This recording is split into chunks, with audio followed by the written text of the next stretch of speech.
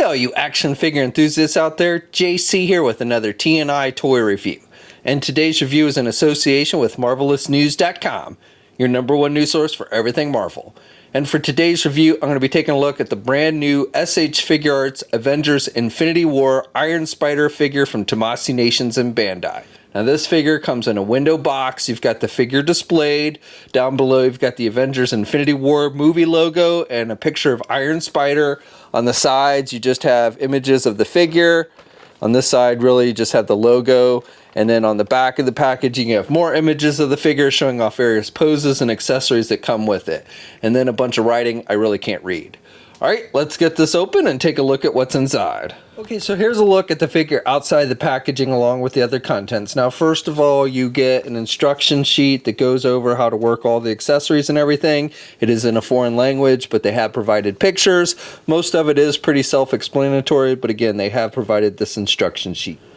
Okay, so for accessories with this figure, starting with the hands, you get 5 different pairs of hands. So you get this pair of just normal open hands with the fingers all out. Then you get a pair of closed-fisted hands, and these are the ones that are attached to the figure when you first take it out of the packaging. Then you get the standard pair of web shooting type hands with the fingers and the thumb out. And then you get the second pair of hands, and I don't know if these are supposed to be web shooting, a different kind of web shooting pose with the finger and the thumb, or if it's just giving the surf's up symbol. And then finally you get this pair of grip hands. This is for holding the longer piece of webbing that comes with the figure. You can see it's got a little bit of a hole there to slide the webbing in. And with all these hands are done with a maroon color. Most of them just have kind of a rigid pattern on them. And then this pair of grip hands, you can actually see make out some squares for the webbing pattern. So these grip hands seem to be a little more detailed than the others, but all of them do have this kind of rough rigid pattern sculpted on them. Switching out the hands is easy. Just pop off the hand you want to replace. You've got the hole in the hand, and then you've got this little ball hinge peg, and then you just plug in the hand you want to replace it with, and it should go on there fairly easily and does fit nice and tight. The figure also comes with 3 different web shooting effects. So you get this longer piece, and this is just a straight piece done with a frosted translucent type plastic. It is bendable, however, you know, it's not made with bendy wire or anything, so it's really kind of stuck in this one pose. But this is the one that you want to use with the grip hands. There's no ring or anything. The other 2 are more of web shooting, so you put it around the figure's wrist with these little loops, and it looks like he's shooting the web. So you get a longer piece, and then you get this shorter one. Okay, so what you want to do with the web swinging effect, the longer piece, you just want to make sure you have one of those grip hands on the figure, and then you just kind of slide it in there between his fingers, and you kind of work it down. And he actually holds it pretty good. Originally, I was a little afraid that maybe it would hold loose and, you know, would just kind of slide out of the hand when you tried to do web swinging poses, but he actually holds it pretty tight. Now, the actual hand itself might come off the peg from the weight of the figure, so you do want to be careful with that, but he actually looks like he's going to grip that webbing pretty tightly. And then with these web shooting effects, all you do is you probably want to have one of these web shooting hands on the figure, but you can just pull it off, and then what you want to do is just slide the webbing over the little peg, and then you just plug the hand back in, and it should go on there pretty easily, and then you just kind of line it up with his fingers so it looks like he's actually shooting the webs out of his web shooters. It comes with 3 different eye pieces, so you get the more normal looking eyes, and those are the ones that are attached to the head sculpt when you first take it out of the packaging. And then you get 2 other sets. One is a little more squinting than the regular pair, and then the third pair he's squinting much more. Now, in order to switch out the eyes on this, they have provided a little eye poker thing. That's what this clear piece of plastic is. Now, with this one, you know, you have to basically, the eye, you can see inside the head there. So you want to remove the head from the figure, and then you just kind of stick this up and kind of push out, and it should come out. The eye should start to come out, and then you can just use your fingernails to get it the rest of the way out. It does have a pretty long peg that sticks in there, but that's basically what you do is you just use this little poker thing, and you kind of push it out like that, and then you can use your fingernails to pull the eyes all the way out. And then you just select whichever eyes you want to use, and you can kind of mix and match these if you want to. So you can have one that's squinting and then one that's not. You just want to make sure that you have the left side on the left and the right side on the right. but you know, again, you can match these up however you want. So here's a look at the normal eyes on the head sculpt. Here's again a look at the second pair, which are squinting a little bit but not quite as much as the third pair of eyes, which are the most squinty of the three. Real quick, I just want to note with the head, when you're popping the head off, when you're taking the head off to switch out the eyes or what have you, there's this extra square piece that fits inside the head. Now normally when you take the head off, it just slides off this thing and it will stay attached to the neck, but occasionally it's actually come off with the head. So if you pop the head out and it stays in there, you'll need to get it out. The best way is just to pop it back on and then just pull gently so the piece stays attached to the neck. But you can't switch out the eyes when that piece is stuck inside the head sculpt. Now, one other thing while we have the head off is, even though the SH Figuarts, this figure does not come with an alternate unmasked Tom Holland head, and none of the SH Figuarts MCU Spider-Man figures have up until this point. However, Mafex did give us an unmasked Tom Holland head, so if you have that Spider-Man Homecoming figure, you can actually take that unmasked head and put it on this figure. It's not a perfect fit, but actually does do a decent job. So if you want an unmasked Iron Spider figure and you have that unmasked Tom Holland head, you can actually use it with this figure. Okay, and then the final accessory included with this figure is the pair of mechanical arms that you see come out of the Iron Spider suit in the movie. Now originally it didn't look like they were going to include these with this figure, but later on Tamashii Nations did announce that they were, and that's why I ended up going on and picking this one up. As you know, the Hasbro Marvel Legends 6-inch version did not include those arms, which was unfortunate.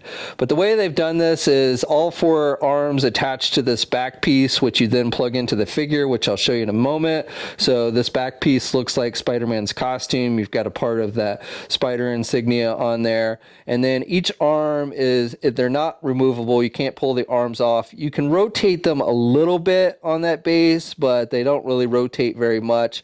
However, each arm does have 4 hinge joints. So that's nice. They included that. You've got one here, here, here, and then down here with the tips. Now, I do want to recommend caution. One of mine, I think actually broke, and I'm not even sure which one it was. It actually came out of the packaging that way.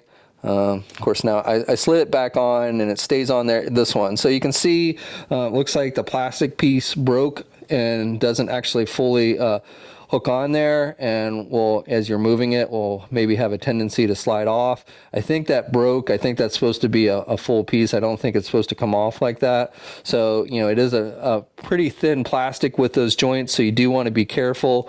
But again, I do like the fact that they actually made these articulated, and the arms themselves, they have some sculpting details, so they do look like mechanical arms, and they use a metallic gold paint, so they do look like they're metal. So overall, I think they look pretty good. Now, the way you attach this to the figure is you've got a back piece on the figure so to cover up the hole when you're not using the arm, so it looks normal, which is nice. And so what you want to do, and you kind of have to use your fingernails to pry this piece out, and it just plugs in with a little peg. And then also, while I've got this off, I want to show you, they also included this little piece. So if you do have a Tamashii Nations flight stand, you can actually plug this in, and then you can plug the flight stand into this piece. Now, if you've got the arms in there, you can't actually use this. You would have to use like the waist clamp or something, but they have included this little peg piece as well for the flight stand. But with the arms, what you want to do is just match up. You've got this indentation, so you just want to match up this back piece with it, and then you just plug it in, and it fits nice and tight and looks like it's seamless with the suit. So overall, I think it looks pretty good. Now, the arms are not longer than the figure, so it's not like you can kind of stand the figure up on the arms very well. But again, they are articulated, so you can do them in various poses and stuff, which is really cool. One thing I want to note, as I mentioned before, the Marvel Legend figure did not come with mechanical arms. Now, if you caught my video earlier in the week, you'll see how I made some makeshift arms. I used the Hero Vision Hasbro 6-inch Hero Vision figure arms and drilled a little hole in the back of my Marvel Legend and attached these. However, these arms are not articulated other than where you plug them into the backpack piece. You could, if you wanted to, if you wanted to drill a bigger hole than what I have here, you could probably fit this on there, It wouldn't look 100%, wouldn't match up 100%.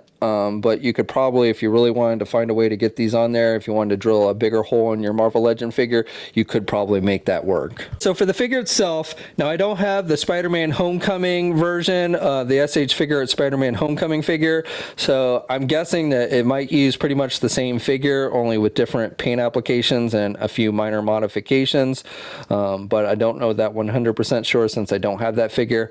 But I like how you've got the webbing sculpted throughout the maroon portions of the costume, down the arms and everything, and on the back you've got the spider symbol sculpted on the back piece. Now that piece again is removable, so you can switch it out with the arms, but the piece that's attached to the arms also has that symbol and it matches up nicely. You've got the metallic gold throughout, which looks good. You've got the blue with the black lines here on the side, on his underside, and down his legs, here at his waist and everything, and that's kind of in keeping with the original Spider-Man Homecoming tech suit, so kind of same look there. And you've got all these ridges sculpted throughout as well, so I like that detailing. And then you've got, again, with the webbing sculpted on the lower legs and the feet even, and you've got the metallic gold there. These web shooters, these wrist bracelets, which I believe are his web shooters, are actually look like are separate pieces, but paint or glued on there. So that's probably a modification over the tech suit version. And, you know, again, overall, I think the figure looks pretty good. When you compare it to like the Hasbro one, the Marvel Legend one, this SH Figuarts one, the gold is much more dominant on the figure, and overall I kind of like that. I kind of like how the gold is more dominant on this iron suit. I can't remember which one is more movie accurate. I almost want to say the SH Figuarts one is, but I won't swear to it. But I do kind of like how the gold stands out a little bit more on this SH Figuarts version. Okay, and this figure stands right about 5.5 inches tall. And then if you have the mechanical arms fully extended on the figure, it comes up to just over 8 inches tall. Here's a comparison with the Hasbro Marvel Legend version with my makeshift mechanical arms on it, and you can see the Marvel Legend figure is a little bit taller, which is pretty standard. Here's a comparison with the Mafex Tech Suit Homecoming Spider-Man figure. Again, I don't have the SH Figuarts version of this costume, but I do have the SH Figuarts homemade Spider-Man figure from Homecoming, and all three of these figures are about the same height. And here's a comparison of the SH Figuarts Doctor Strange figure, and you can see Doctor Strange is a bit taller than Spider-Man, and this is the Doctor Strange figure from his own movie, not the Avengers Infinity War figure, which is out now. Here's a comparison with two SH Figuarts Iron Man figures. So this is the Civil War Iron Man, and I've got my unmasked Tony Stark head on that figure, and then the Iron Man figure from Spider-Man Homecoming. And both Iron Man figures are taller than Spider-Man.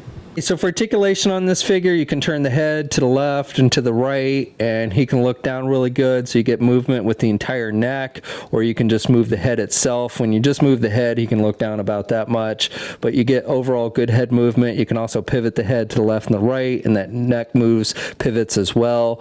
And then with the arms, you can get the arm out about that much, and then you do have those butterfly type joints. He has good rotation there at the shoulder.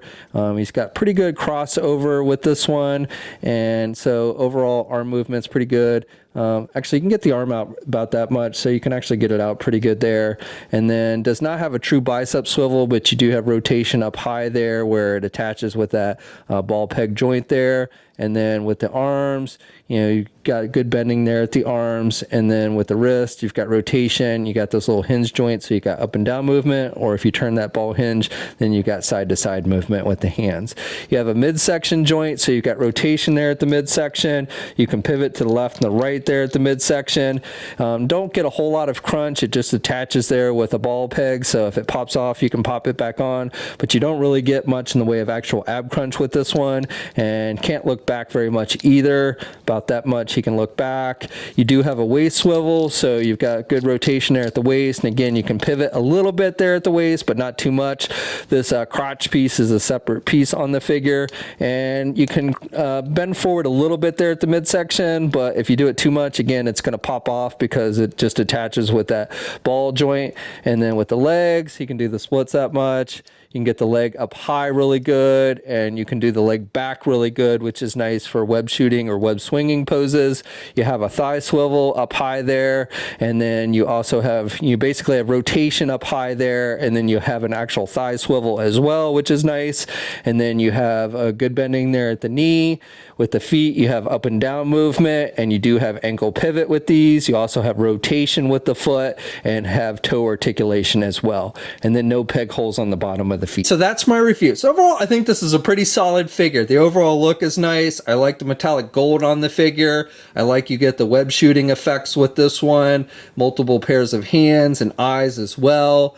It would have been cool if we'd gotten an unmasked Tom Holland head, but again, if you have the Mafex figure, that unmasked head sculpt will actually work with this one fairly decently. But the thing I like the most about this figure is they did include the articulated mechanical arms that you can attach to it. I would not have gotten this figure if they had not included that. Now I do want to recommend caution. The joints on those arms are kind of thin plastic and can break, so just be careful with them. But overall, I do like how they look and work on the figure. Now this figure is available now. You can get it at places like Big Bad Toy Store or Hobby Link Japan. We'll have a full image gallery up at marvelousnews.com. There'll be a link in the video description below. As always, leave a comment. Let me know what you think. If you're so inclined, please like the video. And if you haven't already, please subscribe to the channel by hitting that button down below. I'd really appreciate it. You can also follow me on my Facebook, Twitter, Instagram, and Twitch accounts. I have links to all of those in the video description as well. And until next time, guys, I'll catch you later.